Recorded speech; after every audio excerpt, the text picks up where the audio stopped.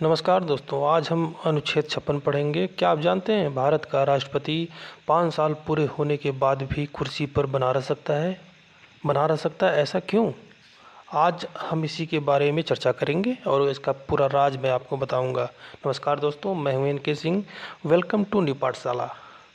आपके सामने पहली स्लाइड है जिस पे मैंने 5 MCQ क्वेश्चन लिया है और इस क्वेश्चन का आंसर आपको वीडियो के लास्ट तक मिल जाएगा। यानी आज हम जो डिकोड करने वाले हैं, इस 5 MCQ का जो है डिटेल्ड चर्चा हो जाएगा, आपको इसका आंसर मिल जाएगा। क्वेश्चन आपके सामने है, मैं इसको पढ़ देता हूँ। राष्ट्रपति का 5 वर्ष का कार्यकाल किस तिथि से प्रारंभ माना जाता है? एक क्वेश्चन ये है। दूसरा क्वेश्चन क्या है, यदि भारत के उपराष्ट्रपति का पद रिक्त हो तो राष्ट्रपति अपना लिखित त्यागपत्र किसे संबोधित करेंगे? ठीक, दूसरा क्वेश्चन ये है। तीसरा क्या है, उपराष्ट्रपति को राष्ट्रपति का त्यागपत्र मिलने पर वे इसकी सूचना तुरंत किसे देंगे और संवैधानिक रूप से बाध्य भी हैं? ये तीसरा क्वेश्चन है। चौथे नंबर का क्वेश्चन क्या है, राष्ट्रपति को कार्यकाल पूरा होने से पहले किस एकमात्र आधार पर पद से हटाया जा सकता है? 4 नंबर। 5 वर्ष का कार्यकाल समाप्त होने के बाद भी राष्ट्रपति अपनी कुर्सी पर तब तक बने रहते हैं जब तक नया उत्तराधिकारी पद ग्रहण न कर ले। इस अवधि के दौरान कार्यवाहक उपराष्ट्रपति के रूप में कौन कार्य करेगा? ये 5वां नंबर क्वेश्चन है।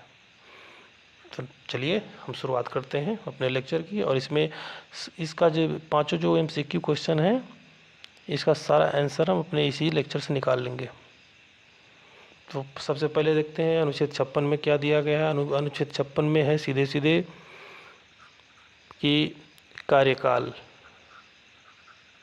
यानी प्रेसिडेंट का कार्यकाल कितने साल होता है? तो 5 सालों का होता है। ये 5 सालों तक कब तक होता है? क्या प्रेसिडेंट का जो चुनाव हो गया, इलेक्शन हो गया तो 5 साल माना जाएगा? तब से नहीं, जब उनका शपथ ग्रहण हो जाता है, शपथ ग्रहण, तब से 5 साल। ठीक है, ये आपको समझ में आ गया कि प्रेसिडेंट का जो कार्यकाल 5 साल कब से कब तक होता है। चलिए नेक्स्ट स्लाइड में चलते हैं। अब देखते हैं कि प्रेसिडेंट त्यागपत्र के बारे में हम देखते हैं कि उप राष्ट्रपति जो है आपका, वो त्यागपत्र किसे देंगे?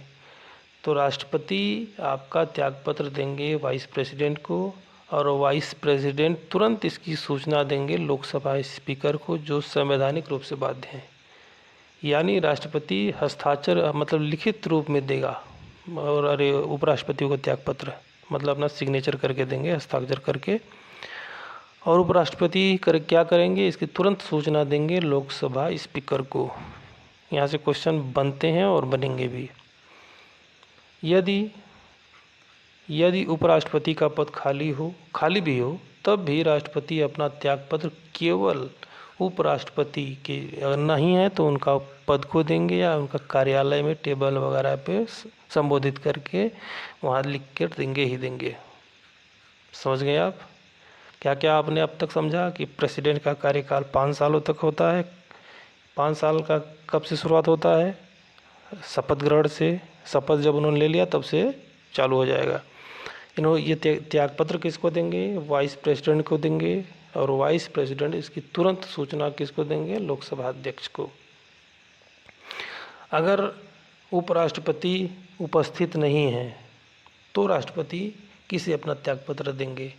तो उनके कार्यालय में, उनके टेबल पे लिख के रख देंगे, मतलब संबोधित कर देंगे। ठीक है, ये सारी चीज़ किस में हम पढ़ रहे हैं? आर्टिकल 56 में।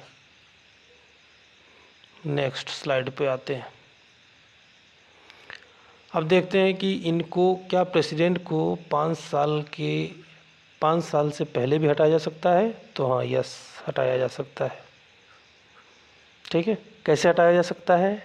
संविधान का अतिक्रमण करने पर एकमात्र आधार है। इनको कैसे हटाया जाएगा? एकमात्र आधार क्या है? संविधान का अतिक्रमण। लेकिन संविधान का अतिक्रमण शब्द जो है संविधान में कहीं परिभाषित नहीं किया गया है। बस एकमात्र आधार है, बट इसे क्वेश्चन पूछा जा सकता है कि संविधान का अतिक्रमण से जो शब्द है इसको कहाँ परिभाषित किया गया है, तो आपका आंसर होगा कहीं पे भी नहीं। ठीक है, आप समझ गए कि 5 साल के अंदर या मतलब 5 साल में इनको कभी भी हटाया जा सकता है। किस आधार पे? एकमात्र आधार पे, संविधान का अतिक्रमण के आधार पे। अब इसमें 2 अनुच्छेद इंपॉर्टेंट होंगे जो हम पढ़ रहे हैं। अनुच्छेद 56 ये है और एक अनुच्छेद 61। अनुच्छेद 56 में क्या है, इनको जो हटाने का आधार है ये है, ठीक है, ग्राउंड। और हटाने की पूरी प्रक्रिया कहाँ इम्प्लीमेंट की जाती है? महाभियोग के माध्यम से 61 में। और इम्पीचमेंट जो शब्द है इस पे जोर दे के समझिएगा। देखिए सीजीआई को भी हटाया जाता है, कहीं कभी कभी शब्द आपको महाभियोग शब्द मिल ही जाएगा। साबित कदाचार इनके लिए शब्द है, साबित कदाचार या असमर्थता के आधार पर हटाया जाता है, तो महाभियोग भी इनके लिए यूज होता है। तो इंग्लिश टर्म देखना बहुत ज़रूरी हो जाता है। अगर इम्पीचमेंट लिखा है तो इम्पीचमेंट मतलब ये प्रेसिडेंट के लिए है। ठीक है, आप समझ गए कि 5 साल से पहले भी इनको हटाया जा सकता है।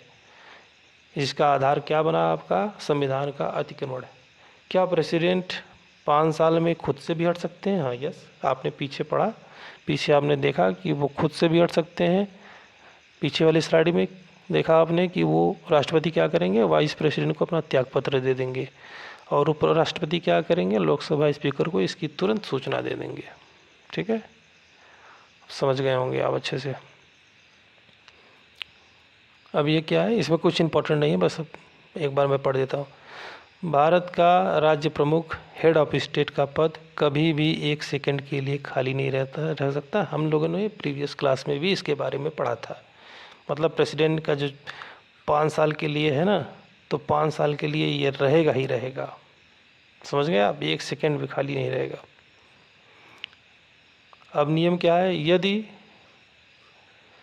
यदि नए राष्ट्रपति का चुनाव समय पर नहीं हो पा रहा है, मतलब टेन्योर पूरा हो गया बट चुनाव नहीं हो पाया है, तो उपराष्ट्रपति कार्यवाहक राष्ट्रपति नहीं बनते हैं।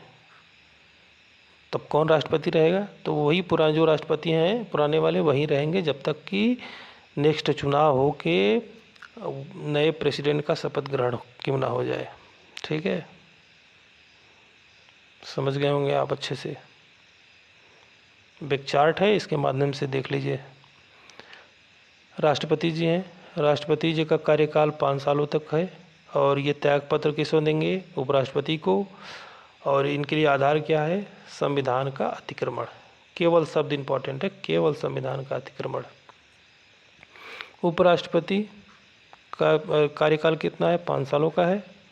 ये किसको त्यागपत्र देंगे? राष्ट्रपति को देंगे, यानी प्रेसिडेंट वाइस प्रेसिडेंट एक दूसरे को अपना त्यागपत्र देते हैं। ठीक है, लेकिन वाइस प्रेसिडेंट को हटाने का कोई विशिष्ट आधार संविधान में नहीं दिया गया है। राज्यपाल क्या है? राष्ट्रपति के प्रसाद पर्यंत हैं, यानी प्रेसिडेंट जब चाहे इन्हें हटा सकता है। प्रेसिडेंट का मतलब है कि मंत्री परिषद के प्रसाद पर्यंत हैं, क्योंकि प्रेसिडेंट मंत्री परिषद के निर्देशानुसार ही कार्य करते हैं। त्यागपत्र राज्यपाल अपना किसको देंगे? राष्ट्रपति को देंगे। इनका भी कोई आधार संविधान में उल्लिखित नहीं है। सीजीआई मैंने आपको बताया, साबित कदाचार। देखिए यहाँ पे हटाने के लिए पहले देख लिए, साबित कदाचार या असमर्थता के आधार पर इनके लिए कोई इनका टेन्योर नहीं है, यानी टर्म नहीं है, कार्यकाल नहीं है। ये 65 वर्षों अधिकतम आयु इनकी है कि 65 आयु वर्ष जब पूरी हो जाएगी तो ये रिटायर हो जाएंगे। और मिनिमम एज भी नहीं है। ठीक है, अधिकतम उम्र है मतलब 65 साल। यह भी अपना त्यागपत्र किसको देते हैं? ये भी त्यागपत्र अपना प्रेसिडेंट को ही देते हैं। ये लास्ट स्लाइड हमारी रही, इसमें हम रिवीजन कर लेते हैं अनुच्छेद 52 से 56 तक। अनुच्छेद 52 में हमने क्या पढ़ा था कि भारत संघ का एक राष्ट्रपति होगा। और 53 में हमने क्या पढ़ा था? उनकी शक्तियाँ क्या होंगी? शक्तियाँ ही उनके कि संघ की कार्यपालिका शक्ति प्रेसिडेंट में निहित होगी। 54 में क्या है? 54 में प्रेसिडेंट को कौन वोट करेगा उसके बारे में उल्लेख है।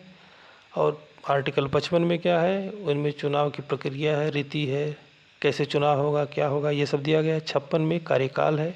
ठीक है, ठीक है, तो ये लेक्चर यहीं ख़त्म होता है। आई होप कि आपको ये क्लास पसंद आई होगी। क्लास आपको पसंद है तो न्यू पाठशाला को तुरंत सब्सक्राइब कर लीजिए, क्योंकि आपको अगला जो वीडियो आने वाला है अनुच्छेद 57। सबसे पहले आपको नोटिफिकेशन मिले। अनुच्छेद 57 क्या है? पुनः निर्वाचन। पुनः निर्वाचन यानी प्रेसिडेंट का पुनः निर्वाचन हम अगले वीडियो में पढ़ेंगे, अनुच्छेद 57।